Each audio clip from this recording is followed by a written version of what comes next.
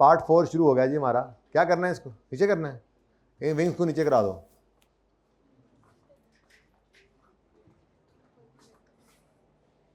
इदा हो जाते हैं वैसे। अच्छा जी, ओके। अच्छा भाई कह रहे हैं, एक भाई कह रहे हैं कभी इसमें कोई मसला है थोड़ा सा। क्या मसला है भाई आपको? Burn ward capital work in progress है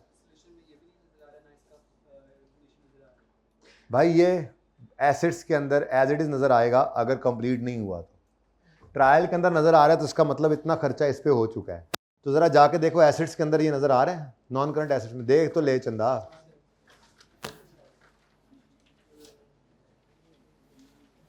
ठीक, मतलब कंप्लीट नहीं हुआ तो एसेट पड़ा है, कैपिटल वर्क इन प्रोग्रेस है। नेक्स्ट दूसरी चीज केड़ी है जी, इसके लिए डोनेशन आए हुए हैं। भाईजान कंप्लीट होगा, डेप्रीशिएट होगा तो इसको भी अमोर्टाइज करके इनकम बनाएंगे। इससे तो बहुत आगे निकल चुके हैं आप। तो ये बस क्लोजिंग ट्रायल में है ना, ट्रायल में बस कुछ ही चीजें। ये बात तो मैं बताना ही भूल गया आपको, इन 500 असूलों से ऊपर भी एक असूल लिखना था आपने कि ये जो क्लोजिंग ट्रायल होता है ना, इसमें ज्यादातर चीजें क्लोजिंग होती हैं। ज्यादातर चीजें क्लोजिंग होती हैं। डेटर हो गया, कैश हो गया, बैंक हो गया, क्रेडिटर हो गया, जिनमें सारा साल एंट्रीज पड़ती रहती हैं ना। ये CWIP जैसे हो गया, आप मजदूरों को पैसे देकर एंट्री करते होंगे, आप जो भी खर्चे कर रहे हैं CWIP, डेबिट, कैश, क्रेडिट, कितनी बार एंट्री हुई थी साल के अंदर। तो इस ट्रायल के अंदर ज्यादातर चीजें क्लोजिंग है। चंद एक चीजें ओपनिंग हो सकती हैं जो मैंने अलग करके आपको दिखा दी, वो सबकी नेचर ऐसी है कि पूरा साल उनमें कोई एंट्री नहीं होती। ठीक है, पूरा साल उनमें कोई एंट्री नहीं हो रही होती। जैसे स्टॉक अगर परपेचुअल सिस्टम नहीं है, पीरियोडिक है, तो स्टॉक तो एंड पे काउंट करते हैं ओपनिंग, जब इसलिए वो ओपनिंग हो सकता है। उसके बाद दूसरा असूल क्या देखा था, एक्रूअल्स का। हम कैश की एंट्रियां करते जाते हैं, एंड पे जाके देखते हैं एक्रूअल है या नहीं। फिर हमने देखा डेप्रिसिएशन, सारा साल कुछ नहीं करते, साल के एंड पे डेप्रिसिएशन की एंट्री करते हैं। जनरल फंड ओपनिंग पड़ा है, सारा साल कुछ नहीं करना, सारा साल आपने बाकी एंट्रीज करनी है, एंड पे जाके आपने इनकम एक्सपेंडिचर बनाना है, सरप्लस लॉस निकलना है, तो क्लोजिंग ओपनिंग हो सकता है। ठीक है ना। तो कुछ चीजें ओपनिंग हो सकती हैं जिनके बारे में शक था, बता दिया। बाकी ज्यादातर चीजें इसके अंदर क्या होती हैं, क्लोजिंग। तो ये capital work in progress closing है। जो एंट्री इसमें पढ़नी थी पढ़ चुकी। सवाल ने कहीं नहीं बताया कि ये कंप्लीट हो गया, तो मतलब अभी वर्क इन प्रोग्रेस ही है, तो इसको बैलेंस शीट में शो कर दो एसेट्स में। और इससे रिलेटेड डोनेशन भी अभी तक पड़ा है, लायबिलिटीज में शो करो। करंट नॉन करंट का कुछ, नॉन करंट भी शो कर दो। सही है। और कोई मेरे लायक अगर नहीं है ना, तो ऐलान किया जाता है कि NPO का मेरी तरफ से कुल वल्ला हो गया है। अब जुमे से पहले पहले इंशाल्लाह ये खत्म करना है, इसमें ज़्यादा चीज़ें हैं नहीं। ठीक है, कैश फ्लो में काफ़ी जोर लग चुका है आपका, लेकिन चुनी चुनी कुछ चीज़ें हैं वो मैंने करवानी है। Scope para, first 2 lines, definition with example 1 2 3 definitions हैं। अच्छा, डिस्क्लोजर थोड़ी सी लाइन लिखी हुई है, इंटरेस्ट डिविडेंड आपको पढ़ाया हुआ है लेकिन एक जगह निशान लगवाना है, ऐसी चीज़ें छोटी छोटी। एग्जाम्पल 5 में एक छोटी सी गलती सही करनी है, ऐसी छोटी छोटी चीज़ें हैं, कुछ भी नहीं है। जुमे से पहले आराम से कर सकते हैं, लेकिन मेरे प्लान के मुताबिक हमें जुमे से पहले ये भी कर लिया होना चाहिए था हमें। तो अब खुद सोच लें आप कहाँ तक जा रहे हैं हमारा काम। जिधर तक जाएगा, जिन्होंने जाना होगा चले जाएंगे, उनको वीडियोस भेजी जाएंगे। आज हमने जाना तो नहीं है घर, या है नहीं या हसी नहीं है ही नहीं बचना। चलें जी, next statement of cash flow शुरू करते हैं। 15 मिनट का काम है, देखें आप कितना टाइम लगाते हैं। कुछ MCQs पे शायद थोड़ा टाइम लग जाए, जरा ज्यादा है। 15 मिनट MCQ से कर लें, बाकी 15 मिनट और, आधा घंटा जी। डोनेशन एज अ सर्विस का क्या मतलब है? या फी फॉर सर्विस होती है या कॉन्ट्रीब्यूशन होता है? डॉक्टर ने 5 दिन सर्विस दी तो उसकी जो सर्विस के जो पैसे होंगे वो हम डोनेशन में देंगे। किसको? डॉक्टर को? डॉक्टर NPO है भाई। आपकी NPO ने सर्विस देनी है तो उसके अगेंस्ट वो फीस लेगी, और आपकी NPO कहीं से कंट्रीब्यूशन आएगा तो वो डोनेशन है। डॉक्टर ने तो अपनी सर्विस के अगेंस्ट तनख्वाह लेनी है, या उसने कुछ नहीं लेना तो वो मुफ्त में जो काम कर रहा है वो मुफ्त का काम, वो अल्लाह से फिर उसका अजर लेगा। उसकी कोई एंट्री तो नहीं करेंगे। डॉक्टर अपनी किताबों में एंट्री करता है तो करें, हम क्या करेंगे? वो आता है, इलाज करके चला जाता है, हम बस चाय पानी का खर्चा है उसकी entry expense debit cash credit कर लें। NPO ने सर्विसेज दी, उसके अगेंस्ट फीस आएगी। सर्विसेज के बगैर को पैसा आया तो डोनेशन। तुम बात कर लो पहले, तुम पहले कर लो बात। नहीं करो करो करो, सब रुक जाओ भाई, सब रुक जाओ भाई, चलो बात कर लो।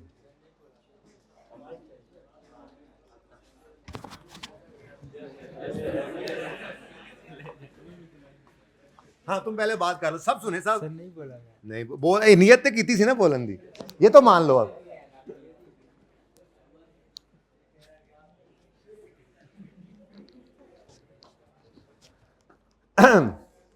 पेज 648, हिम्मत करो, हिम्मत, हौसला, जज्बा।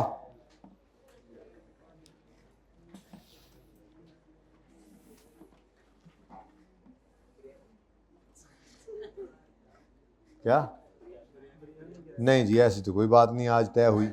संडे को आ जाते ना कसम से आप लोग, सब मौजें करते। क्या पेज नंबर लिखा हुआ है जी? अब तो आपके पास है हैंड आउट।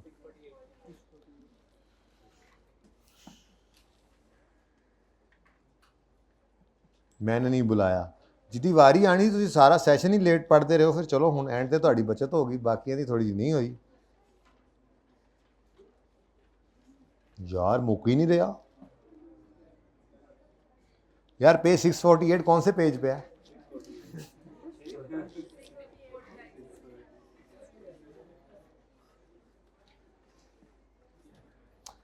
स्कोप पैरा,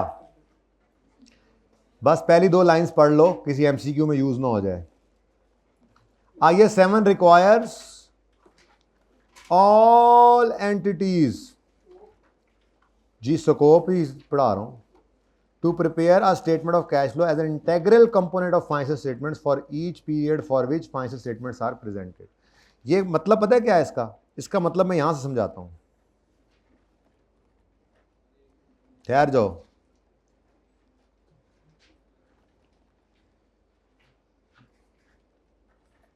उत्ते जा ही नहीं जाए, भज के जाओ भैन, पहले सफे दे।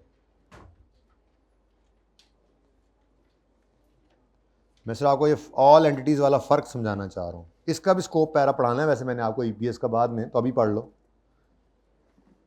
ये खुल गया थे, इनमें यही पागल हो गया इस टाइम, हो ही रहा मेरे नाल, सारे सेशन का बोझ इकट्ठा पड़ा है ना। अब IS 33 EPS applies to entities whose ordinary shares are publicly listed, यानी पब्लिकली ट्रेडेड और are in process of being issued in यानी कि लिस्टेड कंपनी या लिस्टिंग की तरफ जो जा रही हैं उन कंपनीज पर IS 33 EPS लगता है। यानी EPS के डिस्क्लोजर्स देना, EPS निकाल के लिखना, कहाँ कहाँ लिखना है, क्या क्या डिस्क्लोजर देना, ये सब कुछ किस पे एप्लीकेबल है? सिर्फ लिस्टेड कंपनीज पे या वो कंपनी जो लिस्टिंग के प्रोसेस में पड़ गई हैं। लेकिन कैश फ्लो का स्टैंडर्ड ऐसी कोई एक्सेप्शन नहीं देता कि मैं सिर्फ इस पे लगूंगा या इस पे लगूंगा। कैश फ्लो का स्टैंडर्ड क्या कहता है कि मैं सब पे लगूंगा। तो IS 7 रिक्वायर्स ऑल, ये जो अकाउंटिंग स्टैंडर्ड फॉर एनपीओ हैं, इन मैंने आपसे अर्ज किया, इनकी एनपीओ, इनकी कैश फ्लो होती है।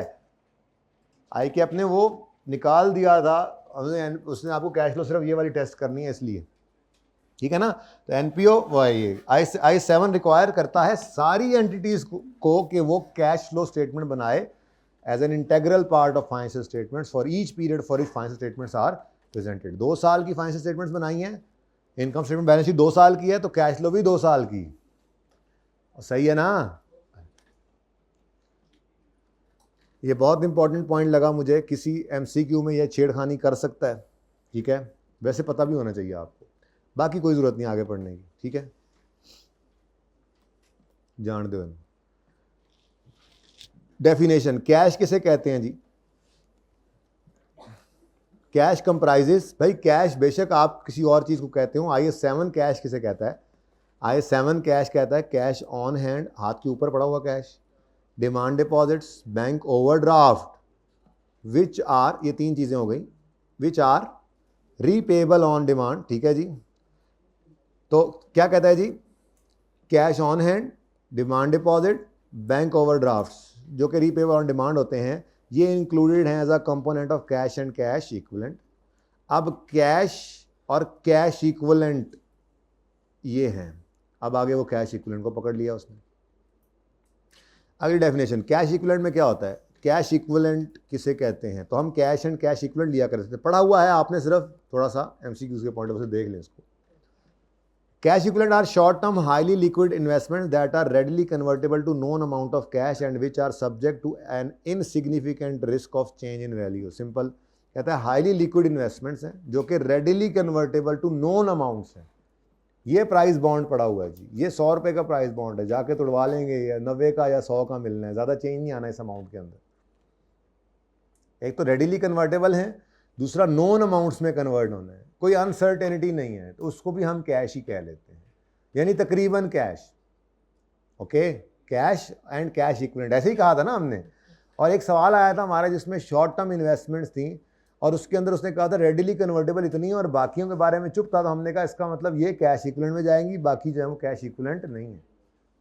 ओके, तो not all investments are cash equivalent, an investment normally qualifies, ये इंपॉर्टेंट बात है। फिर not all investments are cash equivalent, an investment normally qualifies as a cash equivalent only when it has a short maturity of say 3 months और less for the date of from the date of acquisition.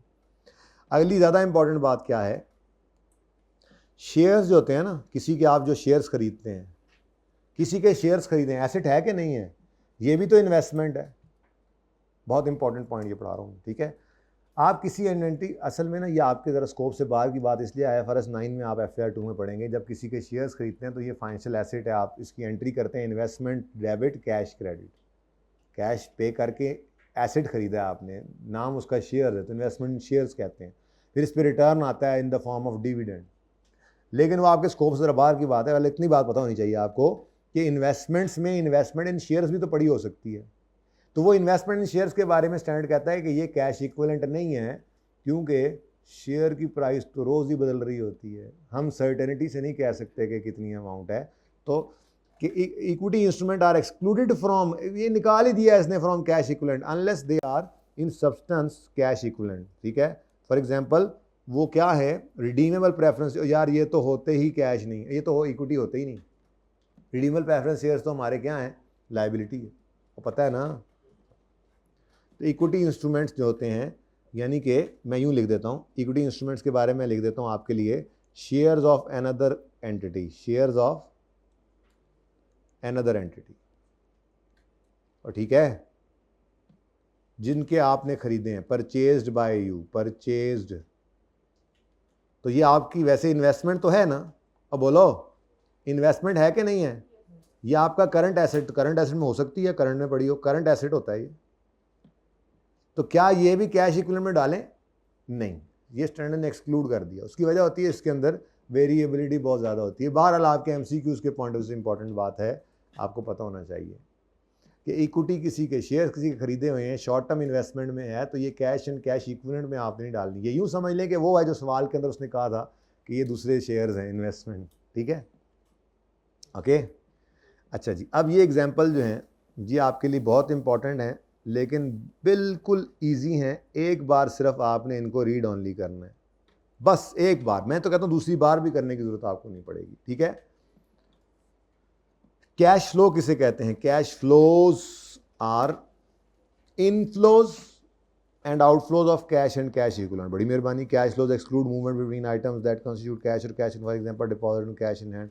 हाँ, ये भी important बात है, MCQs में आ सकती है, क्या कि आप डिपॉजिट करें कैश इन हैंड को बैंक में और बैंक से कैश में, तो इसको कैश फ्लो ना कहते रहना, कैश इनफ्लो कैश आउटफ्लो तो हो रहा है ना, बैंक से पैसे आए कैश की दराज में, कैश की दराज से पैसे निकले बैंक में, तो कैश की दराज से पैसे निकल कर बैंक में गए तो आप कह रहे हो कैश आउटफ्लो हो गया। तो इसी तरफ बैंक से डिपॉजिट निकाला आपने, बैंक से पैसे निकाले और कैश की दराज में रख लिए खर्चों के लिए, आप कह रहे हो कैश इनफ्लो आ गया, तो स्टैंडर्ड कहता है यार ये कैश फ्लो नहीं है, वो यही है आपकी एक जेब से पैसे निकल के दूसरी जेब में आ रहे हैं, तो इसको कैश फ्लो नहीं कहना। ये एक इंपॉर्टेंट लाइन है, ये भी MCQs में आपके लिए यूज हो सकती है, ठीक है, ओके डन। बिल्कुल बहुत इजी, लेकिन प्लीज एक बार आपने इनको सिर्फ एक बार, not more than, read only once है, वंस डेफिनेशन पढ़ी है, उसकी अंडरस्टैंडिंग हुई है या नहीं हुई है, that's it, once read only, ठीक है, ओके। दूसरी बार जरूरत भी नहीं पड़ेगी, आपको खुद ही पता, और कहीं लगे कोई पॉइंट अच्छा लगा है, ज़रूरी है, तो आप उसको स्टार लगा लो, अगली बार रिवीजन के अंदर उसको भी एक नज़र मार लेना, ज़रूरत पड़ेगी नहीं इंशाल्लाह, ठीक है। इस एग्जाम्पल के अंदर एक छोटा सा मसला था, मुझे लगा पता नहीं किस में लिखा हुआ था, मैंने 5 में लिखा हुआ, 3 में, वो 5 में जा गया, ठीक है। अच्छा जी, तो ये दोनों एग्जाम्पल्स आपने लाजमी पढ़नी है, लेकिन मैंने लिखा है रीड ऑनली, साथ CTM नहीं लिखा मैंने, रीड ऑनली वंस, बस एक बार पढ़ लेना, पर है बहुत इंपॉर्टेंट, क्योंकि असल में बात ये ऊपर वाली इंपॉर्टेंट है, उन बातों की समझ आई है नहीं आई है, एक एग्जाम्पल को एक दफ़ा सिर्फ पढ़ने से आपको वो बातें बिल्कुल क्लियर हो जाएंगी। ICAP की एग्जाम्पल्स हैं, आई कैप उठाकर एज इट इज़ चीज़ें उसमें से दे देता है, तो एक बार पढ़ी हुई होगी तो तसल्ली भी हो जाएगी, किसी एमसीक्यू के अंदर आता है पॉइंट, ठीक है, ओके।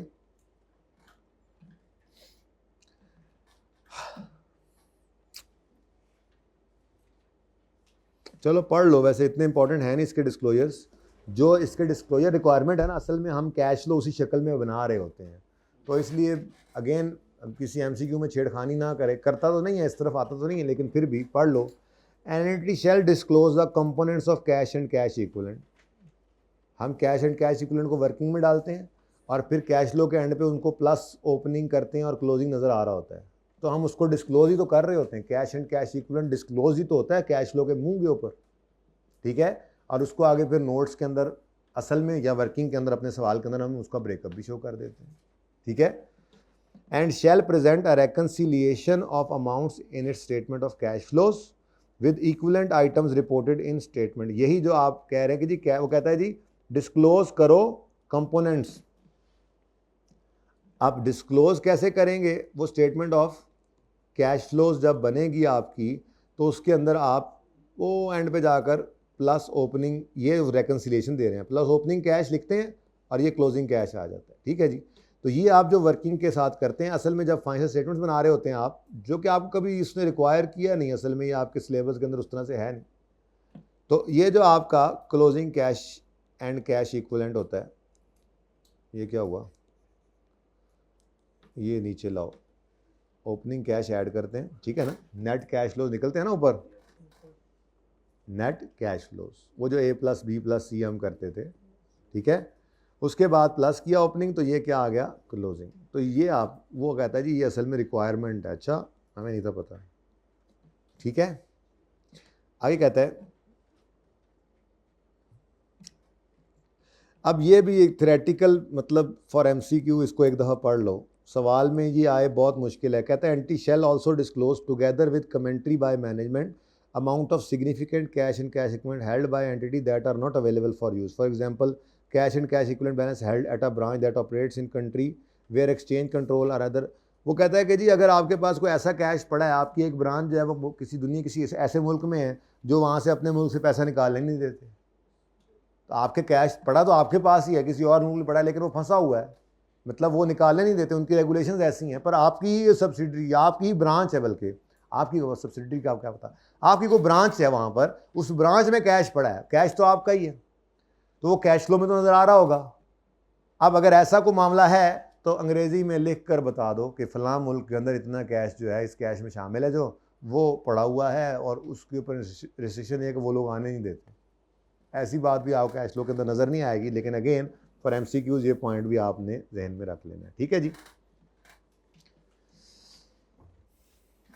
मेरे ख्याल में तो कर लेना इसको भी एक बार रीड ऑनली, कोई इतनी इंपॉर्टेंट है नहीं,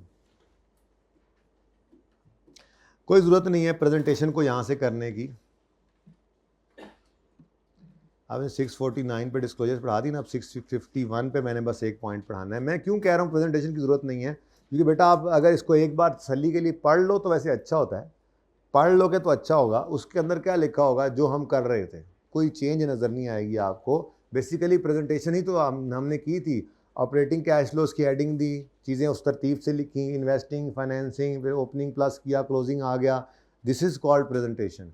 कैश फ्लो का फेस हम बना रहे थे, कैश फ्लो का फेस हमने, वही तो प्रेजेंटेशन थी। कैश फ्लो की शक्ल आप किसी भी फाइनेंशियल स्टेटमेंट के अंदर ओपन करके देख लें, हम देख लेते हैं किसी एक में, अभी कल परसों ही ओपन की थी ना हमने, इधर ओ सॉरी, हाँ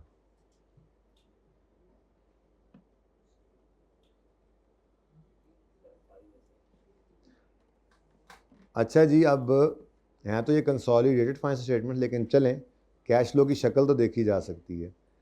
cash flows from operating activities, investing activities, financing activities, opening cash and cash equivalent at the beginning ऐसे लिख देते हैं ना, ठीक है, प्लस हो रहा है, ठीक है, उनका माइनस हो रहा है, पता नहीं क्या चक्कर है, ठीक है, और बराबर हो गया closing cash and cash equivalent, ठीक है ना। तो ये प्रेजेंटेशन ही तो थी आपकी फाइनेंशियल स्टेटमेंट में, ऐसी शक्ल की ही कैश फ्लो बनती है, ठीक है।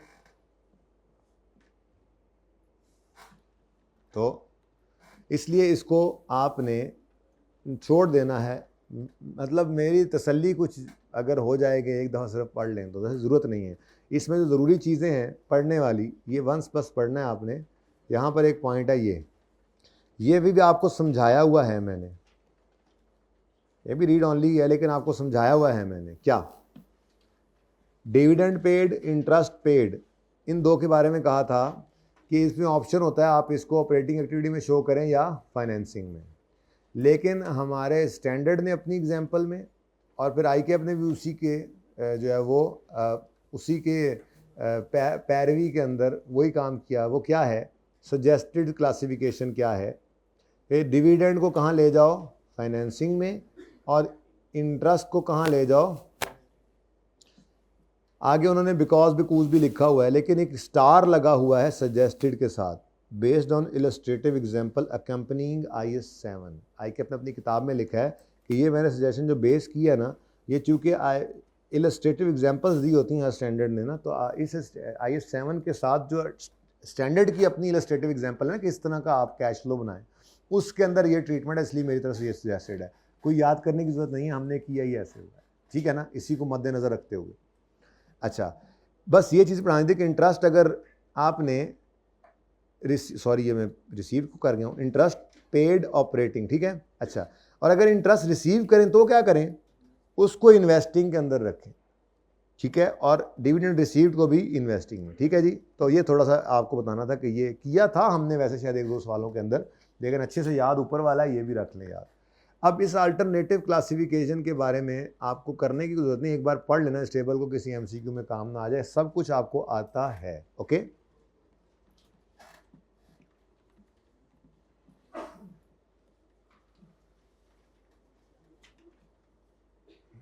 चलें जी, ये एग्जाम्पल में ना ये ज़रा सही कर लें, इसको पढ़ लेना ना, इसको एक दफ़ा रीड ऑनली करोगे तो बड़ा फ़ायदा होगा। नॉन कैश ट्रांजैक्शन सामने आ जाती है ना, एक बार एग्जांपल देख लेता है बंदा तो सवालों के अंदर हेल्प मिल जाती है। आपने सारे सवाल कर लिए, पेपर में उसने कोई एक दो चीज़ें नई डाल दी तो वो नई चीज़ें कहाँ से आएंगी? यहीं से ही आएंगी। तो इसलिए एक नज़र पढ़ा होगा तो कोई मसला तो नहीं होगा ना, ठीक है। तो अब यहाँ पर ना ये नंबर 8 यहाँ पर भी ऐड कर लें, ठीक है। ये नंबर 13, ये है क्या? डेप्रीसिएशन। अब डेप्रीसिएशन के बारे में वो कहता है आइडेंटिफाई करो following as operating, investing, financing. तो डेप्रीसिएशन जो है वो ऑपरेटिंग, इन्वेस्टिंग, फाइनेंसिंग में से कौन सी है और नॉन कैश है या नहीं है? तो दोनों जगह पे आ सकती है ना ये तो। जैसे मिसाल के तौर पे, मिसाल कितने गई मेरी? गेन ऑन डिस्पोजल कहीं नज़र आ रहा है? थर्ड पे, ये तो कैश प्रोसीड्स हैं। चले खैर, नंबर 7 इसको, ये 15 पकड़ें, इम्पेयरमेंट लॉस ऑन प्लांट, ये क्या है? नॉन कैश ट्रांजैक्शन है। और बोलो ये नंबर 9, ठीक है, वैसे ऐसे भी सही है, एक एक करके उन्होंने लिखा हुआ। खैर, अब डेप्रीसिएशन जो है, डेप्रीसिएशन, ये डेप्शन क्या है? नॉन कैश है या नहीं है? इसको यहाँ आना चाहिए नहीं आना चाहिए? और बोलो, अब ये कहीं पे नज़र आ रहा है ऊपर, उसको वहाँ से निकाल सकते हैं हम, नहीं आ रहा, ठीक है। तो बस ये करेक्शन कर लो, ऐसे लिख दूँ ज़रा एक्स, ये लाल से लिखूँ ताकि अगली बार के लिए सही तो हो जाए जी। क्या नंबर है जी? XV X111, ओके जी, 13। हो सकता है कोई इस डिटेल तक जाके पढ़ ले चीज़ों को, क्या पता लगता है फिर बाद में उसने पूछा हुआ हो कि यार ये तो ऐसे होना चाहिए। ठीक है जी, होगी करेक्शन। ऐसी चीज़ें आप लोग परेशान हो रहे हैं, थोड़ी हिम्मत करें, बीच में कुछ ज़्यादा भी आएंगी कम भी होंगी, चलता रहेगा ये, ठीक है ना। 660 और 661 पे आए, ये क्यों हमने आइडेंटिफाई किया जी? ये रीड ऑनली वाला आपके ज़िम्मे लगाना था कुछ काम।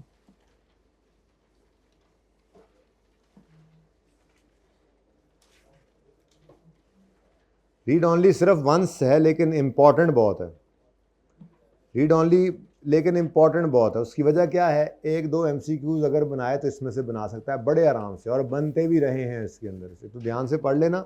रिवीजन प्लान में ये जो ऐसी चीज़ें हैं ना जो लाजमी रीड करनी है हर दफ़ा रिवीजन में, वो लर्निंग आउटकम्स भी मैंने लिखे होते हैं, मैं पेजेस को अपडेट कर दूंगा और कोई एडिशनल डालना हो या डिलीट करना हो मैं कर दूंगा।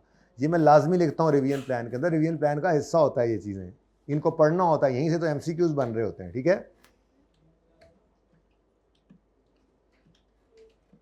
ये शामिल है इसके अंदर। ठीक है, ये दोनों पेजेस हैं बस, ज़्यादा कोई नहीं है। आगे फॉर्मेट्स हैं, कोई ज़रूरत नहीं है, ये फॉर्मेट आपका यही है। आपको बस इतना जहन में रखना है एमसीक्यूज करने के लिए कि जो 3 लेस होते थे, इससे ऊपर एक स्टेप आता है जिसका नाम होता है कैश फ्लो फ्रॉम ऑपरेशंस। कोई नई बात नहीं है, मैंने क्लास के अंदर सबसे पहला फॉर्मेट शायद बनाया भी यही था, कैश फ्लो फ्रॉम ऑपरेशंस। फिर 1-2 दिन के बाद मैंने कहा था छड्डो यार इनमें मिट्टी पाओ, पता लग गया ना आपको, अब टाइम बचाओ, अलग से टोटल ना करो, बस सीधे ही चला करो। लेकिन ये पता होना चाहिए एमसीक्यूज के लिए, क्योंकि कभी कभी वो ये पूछेगा, देखो वो क्या पूछेगा, कभी वो कहेगा एमसीक्यूज में जा रहे हैं ना, अब क्या कहेगा एमसीक्यूज में पूछेगा बता दो जी cash flow from net cash flow from operating activities, कभी कहेगा वो बताओ कैश जनरेटेड फ्रॉम ऑपरेशंस। अब इंटरेस्ट या टैक्स की फिगर सवाल में गिवन होगी, अब आपको वो कह रहा है कैश जनरेटेड फ्रॉम ऑपरेशंस निकालो और आप net cash flows operating activities के निकालो, तो गलत हो जाएगा ना। ठीक है, तो थोड़ा सा ध्यान इसका रखना है। बाकी फॉर्मेट पढ़ लिया होगा आपने, कोई ज़रूरत नहीं है इसको मजीद पढ़ने की। एक सवाल था इसमें भी ट्रायल वाला, इस सवाल के अंदर और तो कोई मसला नहीं था, ड्राइंग्स की फिगर नहीं निकलती थी, आपको याद होगा। ज़रा इस सवाल पे आ जाए, मेरा दिल है ड्राइंग्स की फिगर, मैंने ज़बानी कलामी बात की तो थी, एक दफ़ा अगर क्विकली इसको करके मैं वो ड्राइंग्स की फिगर निकाल दूँ तो बाकी सवाल में तो इतनी जान है नहीं आपकी।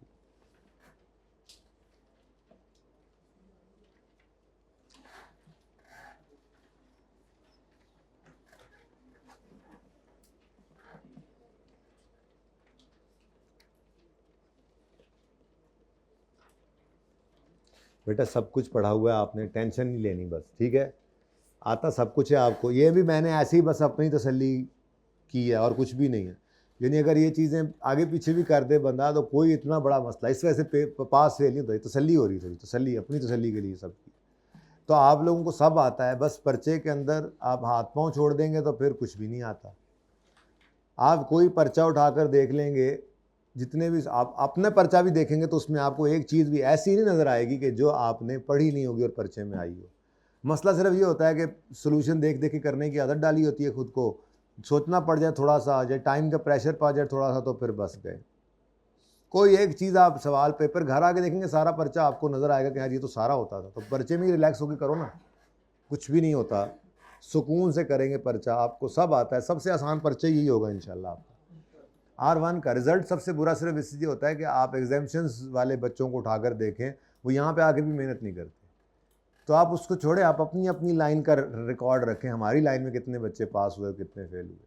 और अगर आपको नज़र आएगा कि हाँ यार वो मेहनत नहीं करता, देखा वो फेल हुआ, और जो करता था मेहनत वो पास हुआ, तो जो मेहनत करेगा और पेपर आसान होगा इंशाल्लाह, आप देख लेना। और हर दफ़ा ही आसान होता है, पर रिज़ल्ट अमेजिंगली ख़राब होता है। और उसकी वजह आपको पहले ही बता चुका हूँ मैं शायद, कि एक कुछ अर्सा पहले एक जो है वो हमने भी इसको थोड़ा सा चेक किया था कि मसला क्या आ रहा है। FAR2 में यही बच्चा आकर 40+% रिज़ल्ट दे रहा है, ये भाई को जुगाना ज़रा। FAR1 के अंदर जो है वो आपका रिज़ल्ट 20 के आसपास आ रहा है, 20 से 30 के दरमियान।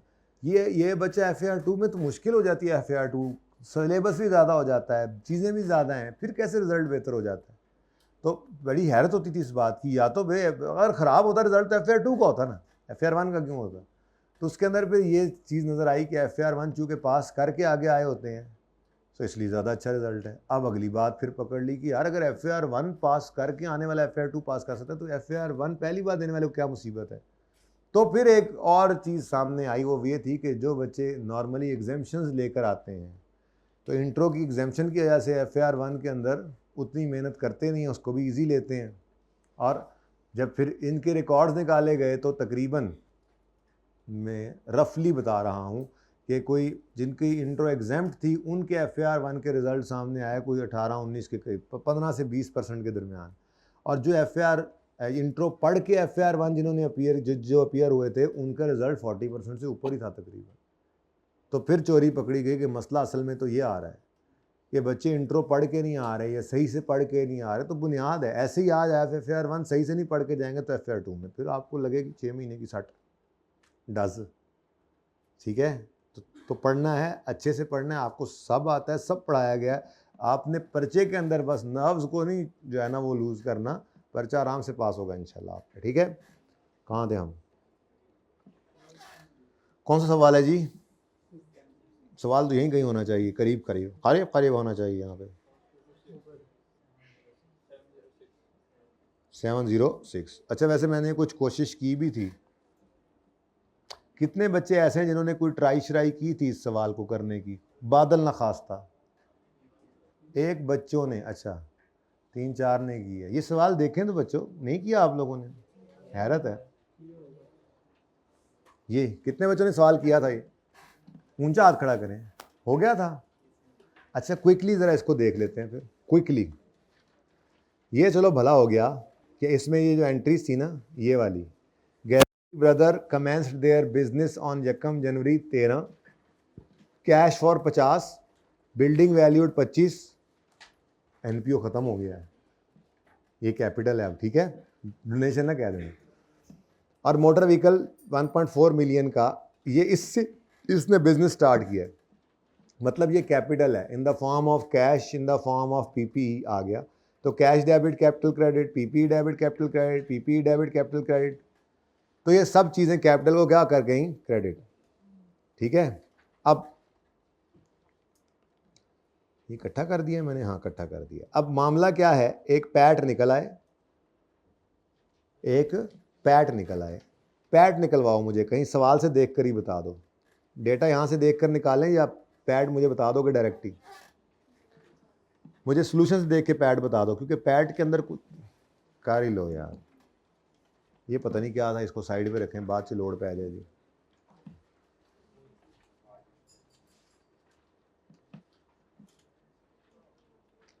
जी एक वर्किंग कर रहा हूँ मैं जी, प्रॉफिट आफ्टर टैक्स निकालने चला हूँ। सेल्स की फिगर गिवन है कितनी? 136। अच्छा, सोल्यूशन ओपन कर लो, कोई एडजस्टमेंट हो तो कराते जाना। ठीक है, तो 136 की सेल है, कॉस्ट ऑफ सेल मुझे एडजस्टेड वाली बताना सोल्यूशन से देखकर। हाँ 83 पॉइंट। कितने बच्चों ने सवाल किया था? दोबारा ज़रा हाथ खड़ा करें। जिस इनमें से किसी फिगर में को मसला आया तो मुझे वहीं रोक लेना, ठीक है ना? होना नहीं चाहिए, बहुत सिंपल सवाल था। ठीक है, इसमें सिर्फ और सिर्फ ड्राइंग्स की एक अजीब सी एडजस्टमेंट थी। बेसिकली बताता हूँ क्या था। ठीक है, फिलहाल तो ज़रा बताओ आगे। जीपी आ गया, एक सेलिंग एंड, चलो ऑपरेटिंग कर लो। ऑपरेटिंग एक्सपेंसेस कितने हैं जी? ट्रायल में शायद ये फिगर नहीं, अच्छा यही है, अच्छा यही है, कोई एडजस्टमेंट भी नहीं है। सुभान अल्लाह, अरे वाह। अच्छा, उसके बाद अदर इनकम कह लो जी, कितनी? 0.5 आ गई। उसके बाद ये financial charges, finance cost 2 point, PBT आ गया कितना? 13.2। उसके बाद टैक्स माइनस करना पड़ेगा, टैक्स एक्सपेंस आ रहा है ना 6, तो ये 6 माइनस हो गया, आंसर आ गया 7.2 है।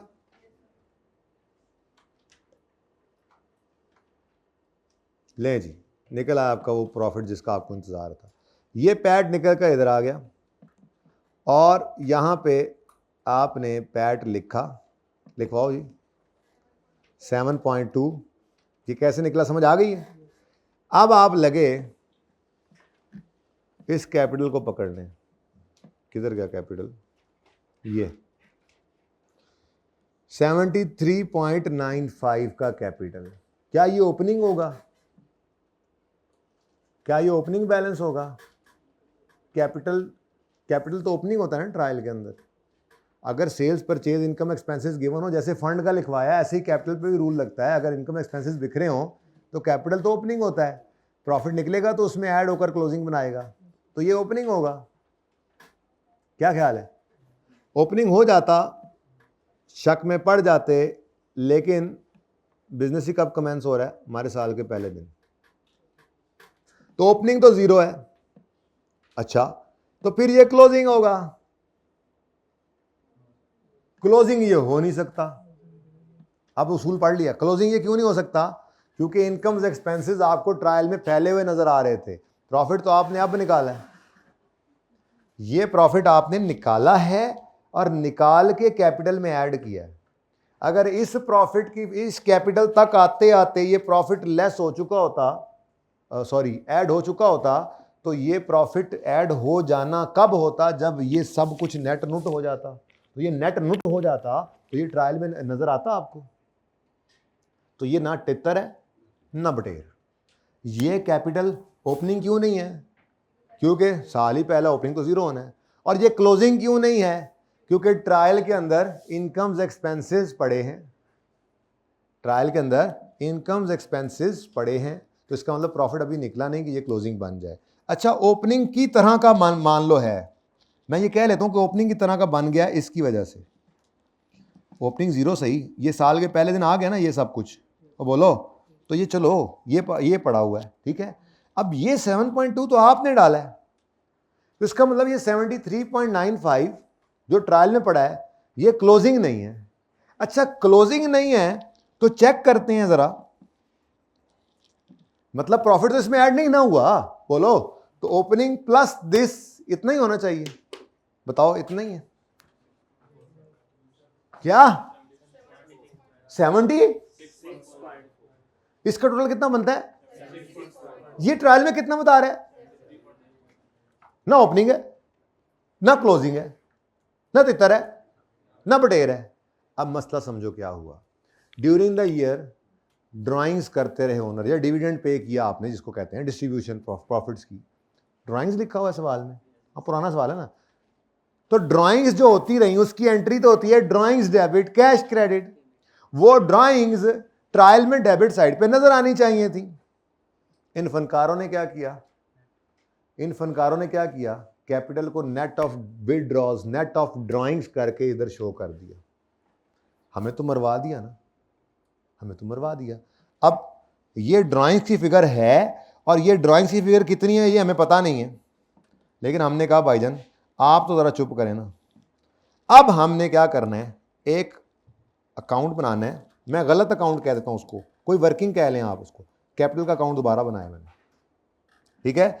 इसमें मैंने ये 50 भी फेंका, ओपनिंग तो जीरो है ना, तो बोलो, और ये कैश आ गया 50, और ये पीपीई आ गया 26/4। ये कौन सा अकाउंट है? कैपिटल का गलत अकाउंट, क्योंकि इसमें मैंने प्रॉफिट नहीं डाला। और इसका मैंने ये क्लोजिंग लिख लिया जब वो कह रहे हैं कितना क्लोजिंग 73 पॉइंट। अब जरा बैलेंस करो इसको, किधर 2 पॉइंट, फिर ये क्या है? ये वो ड्राइंग्स हैं जो मनहूस अलग नहीं करके दे रहे थे, इन्होंने छुपा दी थी। तो ये मैंने अकाउंट बनाया, इससे मैंने ये ड्राइंग गलत अकाउंट से ड्राइंग्स निकाली, ये ड्राइंग्स लाके मैंने सही वाले अकाउंट में डाल दी। इसको साइड पे कर दो, बेशक मैंने काटना ना, वैसे कह रहा हूं अब इसका कोई इस्तेमाल नहीं है। अब आप प्रॉफिट कैलकुलेट करो, इधर डालो और क्लोजिंग बैलेंस निकालो सही वाला, बोलो 81.15। असल में तो मुझे ये क्लोजिंग नहीं चाहिए था, कैश फ्लो का सवाल कर रहा हूं, बैलेंस शीट कर रहा था तो फिर ये क्लोजिंग होता। मुझे तो चाहिए था इनफ्लो और आउटफ्लो। तो ये ड्राइंग्स जो होती हैं ये आउटफ्लो होता है, ये असल में छुपी हुई थी। तो अगर मैं सिर्फ, जिसको मैंने गलत कहा है ना, गलत, अगर मैं सिर्फ ये वाला अकाउंट बना लूं, इसमें प्रॉफिट ना लाकर लिखूं, तब भी काम हो जाना था मेरा। लेकिन बहरहाल मैंने आपको पूरा कॉन्सेप्ट दे दिया, ठीक है। गलत कैपिटल का अकाउंट बनाया, गलत क्यों कह रहा हूं? क्योंकि इसमें प्रॉफिट ऐड ही नहीं है, और इससे मैंने यूज करके ड्राइंग्स निकाल ली। अब ये ड्राइंग्स निकल आई हैं। अब इस अकाउंटेंट वाले, ये अकाउंटेंट ने ये लेजर बनाया था, इस अकाउंटेंट ने ये लेजर बनाया था, साइड में बैंको ड्राइंग निकल आई है, अपने पास ले आओ। अब ये सही एंट्रीज आपने की हैं, ये प्रॉफिट ऐड किया है, ये ड्राइंग्स आपने निकाली हैं। अच्छा, इसको यूं करना ना, लेट्स से ये वर्किंग नंबर आपकी लेट्स से 1 है, तो ये वर्किंग 1.1 कर लो, ठीक है ना। तो ये वर्किंग 1.1 से निकाल लो, ओके। और वो पड़ा रहे सवाल के अंदर, ये भी पड़ा रहे और वो भी पड़ा रहे, ठीक है। लेकिन आपका कैपिटल का अकाउंट ये असल में, तो कॉन्सेप्ट ये है पूरा, ठीक है, सही है। ये असल में फिगर मिसिंग 2.45 की, आपकी फाइनेंसिंग एक्टिविटी के अंदर कैश आउटफ्लो आना है, और आपकी इन्वेस्टिंग एक्टिविटी के अंदर सिर्फ ये 50 का कैश, सॉरी फाइनेंसिंग में कैश इनफ्लो सिर्फ ये 50 आना है। ये तो पीपीई के लेजर में डेबिट होगा, और फिर वहाँ से कैश कुछ निकलेगा जो निकलेगा। तो ये सवाल इंपॉर्टेंट इसलिए है कि ये आपके ट्रायल वाला वाहिद अकलौता सवाल है कैश फ्लो का। जैसे एनपीओ में वो ट्रायल से सवाल करवा रहा है आपसे, कैश फ्लो के अंदर उसने मुद्दत हुई है नहीं करवाया, तो 14 और 24 10 साल के बाद हो सकता है, 10 साल के बाद कुछ सरप्राइज आपका वेट कर रहा हो। तो ये सवाल लाजमी कर लेना। सवाल आसान था, एक चवल सी एडजस्टमेंट थी बीच में, मैंने कहा ये तो कराओ ना, ऐसे बच्चे इसकी वजह से खाम का सवाल ना करें, सवाल तो हो जाए ट्रायल से एक दफ़ा, ठीक है। नहीं करवाएगा ट्रायल वाला, क्योंकि ट्रायल के अंदर उसको फिर नॉर्मली यही करना पड़ता है कि उसको ओपनिंग पहले साल रखना पड़ता है 0, सवाल ही बड़ा आसान हो जाता है, लेकिन फिर भी पैड़े वाले को पता लगता है, इसलिए करके जाना। ओके, लें जी, ये जनाब प्रॉफिट बहुत सिंपल तरीके से निकला और फिर सारा कुछ आपके सामने, कैलकुलेशन ऑफ पीबीटी, पैट और ड्राइंग फिगर। असल में तो ड्राइंग फिगर थी, ठीक है ना, लेकिन इतना इजी था वो सारा कुछ, वो सारा लिखा हुआ था हमने, ठीक है।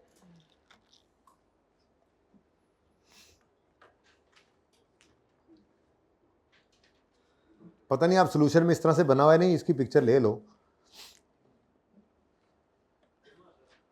जी बिल्कुल बिल्कुल, बस 1 मिनट देख लें कि क्या क्या रहता है, उसके बाद इसको ब्रेक करते हैं। जाहिर सी बात है अब जुमा तो लेट नहीं कर सकते ना, जुमा टाइम से पढ़ेंगे। बाकी सुकून से मैंने पहले ही बोल दिया आपको कि आपने चलना है, जहन बना के रखें कोई 7-8 बजे का, ठीक है ना, इससे ऊपर भी जाए तो जाए। क्या नहीं, क्या तुम कब आए हो क्लास में, बताओ मुझे, क्या वाले कब आए हो तुम क्लास में? तो 2 दफ़ा ये ऐलान हम पहले कर चुके हैं।